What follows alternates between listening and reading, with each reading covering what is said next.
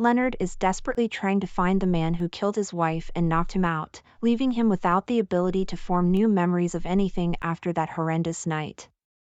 That is the storyline of filmmaker Christopher Nolan's 2000 psychological thriller Memento, which served as the focus for a lively online panel discussion Monday evening on memory, how it functions and shapes who we are, and how accurate Hollywood typically is in depicting all of it. Led by moderator Kirk R. Daffner, Harvard Medical School's J. David and Virginia Wimberly Professor of Neurology, panelists Daniel L. Shatter, the William R. Keenan Jr. Professor of Psychology, and Susanna C. Siegel, Edgar Pierce Professor of Philosophy, opened the event, sponsored by the Mind-Brain Behavior Interfaculty Initiative, with a discussion of the plausibility of the acclaimed film's premise. Leonard, played by Guy Pearce, attempts to compensate for his inability to remember by leaving himself clues, notes, Polaroid pictures, and tattoos all over his body that apparently document what he has learned about the rape and murder of his wife. Images of this brutal act are Leonard's last enduring memory. Summarizing the film's complex plot, Daffner praised it for not repeating the erroneous Hollywood trope that amnesia is often caused by a blow to the head, which causes the loss of memory and personality and identity. In this mistaken concept, the sufferer is still able to form new memories, and the problem is often cured by another blow to the head. Although this account may seem silly, it is surprisingly pervasive, said Daffner.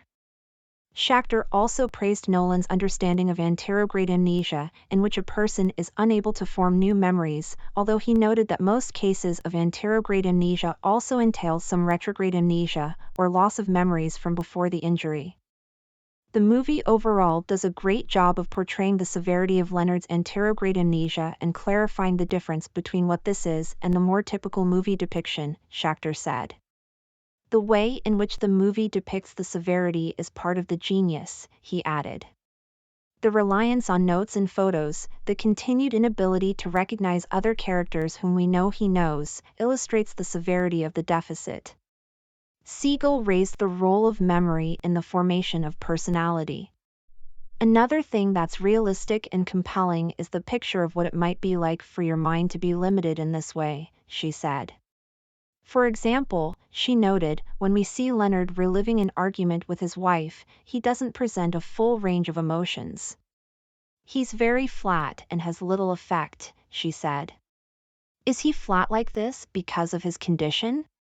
When he's remembering that scene, is he projecting the effect he has back on the scene?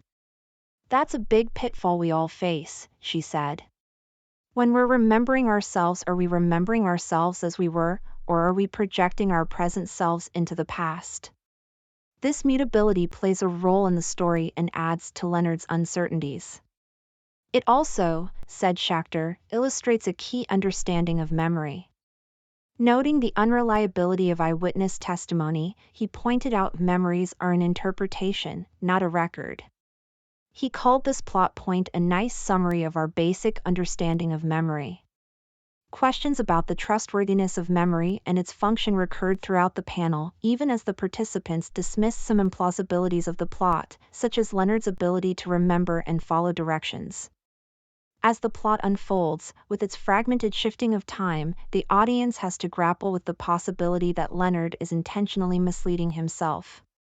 This misdirection, the experts noted, plays on a well-known aspect of memory. There's a very long tradition in memory research of how what we remember about the past not only reflects what happened, but our own current needs, said Schachter. This theory of retrospective bias, he explained, fits with the idea that we use our memory, or shape our memory, to fit our current needs. We try to be nice to our future selves, added Siegel. As an example, she cited a common cultivated habit of putting things where we'll find them.